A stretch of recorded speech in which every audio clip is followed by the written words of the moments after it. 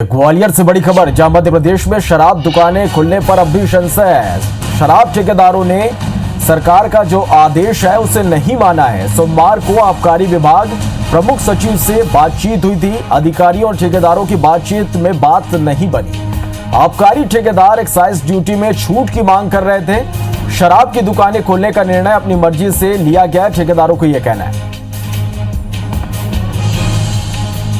चले नासिर गौरी हमारे संवाददाता फोन लाइन पर जुड़ा है। नासिर, शराब ठेकेदारों ने सरकार का आदेश मानने से इनकार कर दिया है। बिल्कुल जाहिर सी बात है, क्योंकि जिस तरह से जो लगातार वो मांग कर रहे थे कि एक्साइज ड्यूटी में छूट दी जाए और उसको लेकर उनका विरोध था। उन्होंने कहा कि जितनी शराब की बिक्री होगी उसको एक्साइज ड्यूटी देंगे और उसके अलावा नहीं देंगे। और साथ ही जो 3 महीने का जो प्रीवियस ड्यूटी है उसमें भी छूट चाह रहे थे, उसी को लेकर उनका विरोध चल रहा था। और साथ ही जो कल जो बैठक हुई थी उसमें ये कहा था कि रेड जोन में बनने वाली शराब से ग्रीन जोन में कोरोना का संक्रमण फैल सकता है। तो इस तरह का भी इशू उन्होंने उठाया था और उसको लेकर बैठक होने वाली थी। लेकिन बैठक से पहले ही राज्य सरकार ने निर्णय ले लिया था शराब की दुकानें खोलने का, तो उसको लेकर उनको सहमति नहीं मिली।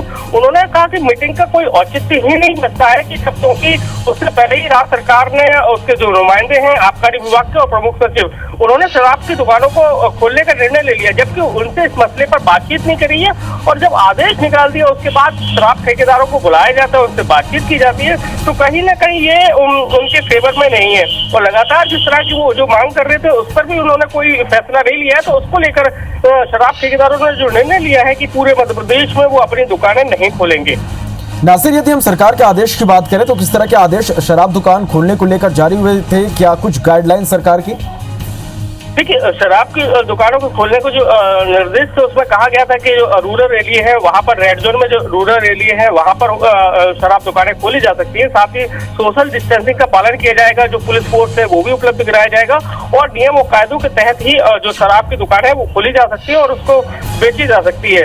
लेकिन उसको लेकर शुरुआत से ही उनका विरोध इसी बात को लेकर था ठेकेदारों का कि उनको एक्साइज ड्यूटी में छूट दी जाए, साथ ही जो प्रीवियस का 3 महीने का जो उनसे ड्यूटी ली जा रही है उसमें छूट दी जाए। और साथ ही उन्होंने ये कहा कि अगर रेड जोन में जो शराब है वो बिकती है तो उससे कहीं ना कहीं ग्रीन जोन में शराब फॉरेन। चलिए नासिर, मैं आपको यहाँ पर रोकना चाहूंगा और इस बीच हमारे साथ आबकारी ठेकेदार लाला शिवहरे जी हमारे साथ ऑनलाइन पे जुड़े हैं। लाला जी, स्वागत है आपका एपिसोड में। लल्ला शिवहरे जी, लल्ला शिवहरे जी, माफ कीजिएगा। सरकार के आदेश को आप लोगों ने मानने से इनकार किया है, क्या कुछ आप लोगों की मांगे हैं? हमारी मांग कुछ नहीं है। आप देख रहे हैं दिल्ली, पंजाब, हरियाणा जहाँ शराबी दुकानें खुली हैं, हजारों आदमियों की लाइन लग चुकी है। लोग जान माल ऐसे शराब की खरीदारी कर रहे हैं, कोई शराबी लूट हो रही हो। तो सोशल डिस्टेंसिंग को रखते हुए, महामारी को देखते हुए प्रदेश के सभी ठेकेदारों ने निर्णय लिया है कि हम अपने सेल्समैन, अपने व्यापार की सुरक्षा के लिए एक जनहित में ये निर्णय लिया है कि हम शराब दुकान बंद रखेंगे। जी, आप लोग सरकार के फैसले को किस तरह से देख रहे हैं? सरकार के फैसले को ये देख रहे हैं कि सरकार का कहना है कि आप कुछ भी करो, सरकार का रेवेन्यू इकट्ठा करो। तो जनहित में ये नियम तो क्यों आ रहा है? जी लल्ला जी, यदि आप लोगों की जो मांग है, जो बात है, वो सरकार नहीं मानती तो आगे क्या कुछ रणनीति फिर आप लोगों की होगी? नहीं खोलेंगे शराब दुकान आप लोग? नहीं खोलेंगे शराब दुकान, बिहार जाएंगे। जी लल्ला जी, इसके अलावा वो मान करेंगे। जी, इसके अलावा जिस तरह से मध्य प्रदेश में जो हालात है कोरोना को लेकर, और इस बीच में ये निर्णय है कि शराब दुकान खोली जाए, और जैसा कि हमने देखा है कि दिल्ली सरकार ने जो शराब के रेट थे वो बढ़ा दिए हैं, तो क्या कुछ इसी तरह की आप लोगों की ये मांग है? शराब का रेट बढ़ाना घटाना ये हम लोगों पर नजर नहीं करते, इस राज्य सरकार का काम है। पर शराब बनती कहाँ है? इंदौर और भोपाल में, जहाँ महामारी फैली हुई है, जहाँ कोरोना का सबसे बड़ा खतरा पैदा हो रहा है, वहां से शराब आएगी, उस शराब की पेटियां वहां से आएंगी। अगर एक भी संक्रमण होता है ग्वालियर में, संभाग में, तो सब 200 हमारे को ठुक दिया जाएगा। जी लल्ला जी, क्या माने कि यदि क्या सरकार से कि प्रशासन से आप लोगों की क्या और कोई आगे बातचीत होगी? नहीं, बातचीत तो होगी, बातचीत तो करनी पड़ेगी। हमने कहा कि सरकार शासन कुछ चला दुकान हम लोग सहयोग करेंगे, हमारे कोई इससे थोड़ी के साथ हमका हो, लेकिन प्रशासन का शराब दुकान में लाइन लगवाएगा, कि सोशल डिस्टेंस को दूर करवाएगा, यही का बच्चा प्रशासन रह गया। चलिए ललित जी, बहुत बहुत शुक्रिया आपका हमारे साथ जुड़ने के लिए और अपनी बात रखने के लिए। तो देखिए, अब आबकारी जो ठेकेदार हैं उन्होंने दुकान खोलने से इनकार यहाँ पर किया। आकांक्षा हमारी सहयोगी हमारे साथ जुड़े। आकांक्षा, ठेकेदारों ने दुकान खोलने से साफ तौर पर मना कर दिया है। बिल्कुल, देखिए श्रवण, इसमें एक बात जरूर समझनी होगी। कल जब ठेकेदारों की मीटिंग थी तो 11 बजे इन लोगों की अधिकारी के साथ मीटिंग थी, मुख्य सचिव के साथ। लेकिन मीटिंग होने से पहले सरकार की तरफ से ये आदेश सामने आ गए थे कि ऑरेंज और ग्रीन जोन में कंटेनमेंट एरिया को छोड़कर बाकी सभी जगहों पर शराब के जो ठेके हैं वो खोले जाएंगे। रेड जोन में कोई ठेका नहीं खोला जाएगा। लेकिन उसके बाद ये तय हुआ कि रेड जोन में 3 जिलों को छोड़कर बाकी अन्य जिलों के ग्रामीण क्षेत्रों में शराब के ठेके खोले जाएंगे। इसके बाद ठेकेदार सामने आए और उन्होंने बात अपना पक्ष रखा। उनका कहना है कि हम पूरे मध्य प्रदेश में, चाहे वो ग्रीन जोन हो चाहे वो ऑरेंज जोन हो, शराब के ठेके नहीं खोलना चाहते। उसके पीछे का सबसे बड़ा कारण ये है कि शराब की जितनी भी फैक्ट्रियां हैं वो भोपाल, इंदौर और सागर जैसे जिलों में है, जो अभी कोरोना से सबसे ज्यादा संक्रमित है।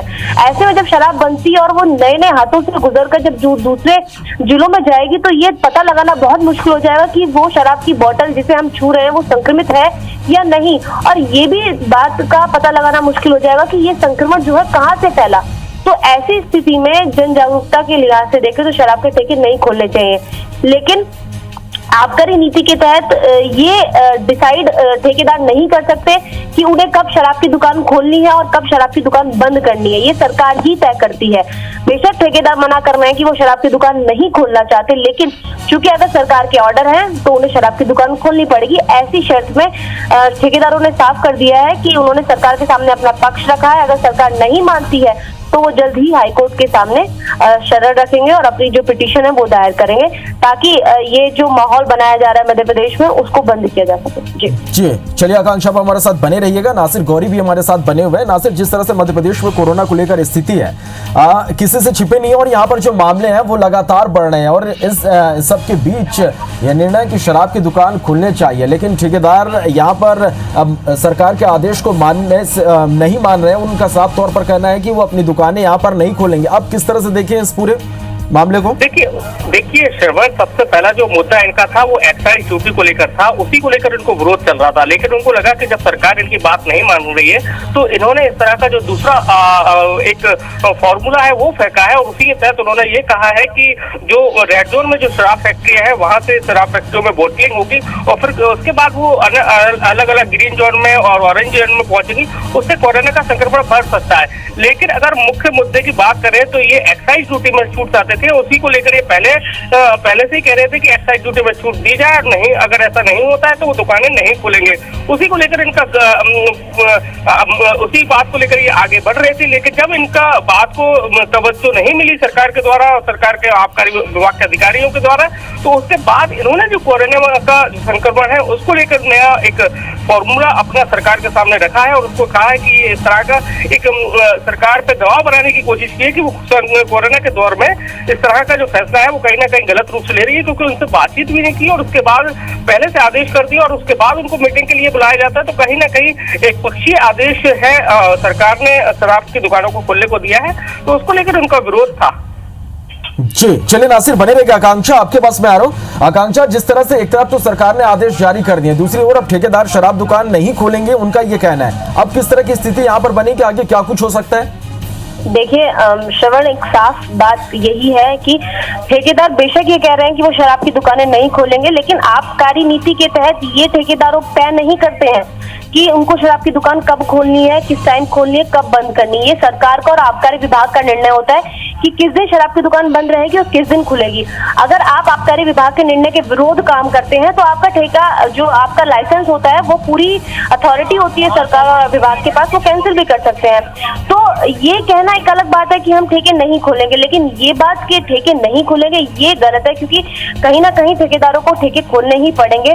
और चूंकि जिस तरीके का माहौल बना हुआ है कल से ही पूरे देश में, चाहे वो छत्तीसगढ़ हो या फिर दिल्ली हो, बॉम्बे हो, हमने जिस तरीके की पिक्चर्स देखी है कि ठेके खुलने के बाद क्या माहौल बन रहा है, तो कहीं ना कहीं वैसा माहौल बनना लाजमी है मध्य प्रदेश में भी। और आज से चूंकि बहुत सारी जगह ठेके खुल भी जाएंगे ग्रामीण अंचलों में, तो वो स्थिति और साफ हो जाएगी कि आखिर जब ठेके खुलते हैं और उसके बाद क्या संक्रमण का खतरा कहीं ना कहीं फैलेगा या नहीं। देखिए, और एक बात और इसमें साफ ठेकेदारों की तरफ से कही गई है कि अगर सरकार नहीं सुनती है तो वो जल्द ही हाईकोर्ट के पास भी जाएंगे और हाईकोर्ट में पिटीशन दायर करेंगे कि सरकार इस विपरीत समय में भी राजस्व को बढ़ाने के लिए ठेके खोल रही है। कहीं ना कहीं ये बात सच है कि ठेकेदारों का ये एक दूसरा पैतरा है, जब वो हमेशा से ये कहते आए हैं कि हमको आबकारी के जो नियम है उसमें बदलाव चाहिए, एक्साइज में ड्यूटी में जो रिलैक्सेशन है वो चाहिए। जब सरकार नहीं मान रही तो हाँ, ये कोरोना की आड़ में वो अपनी बात मनवाने की कोशिश जरूर करें, लेकिन कोरोना की आड़ में कहीं ना कहीं वो अपनी बात यहाँ पर मनवाना चाह रहे हैं और इसलिए उन्होंने साफ तौर पर इनकार कर दिया कि वो सरकार के आदेश को नहीं मानेंगे और शराब की दुकानें नहीं खोलेंगे। क्या कुछ हल इस पूरे मसले का निकलता है, ये देखना होगा। आप दोनों का बहुत बहुत शुक्रिया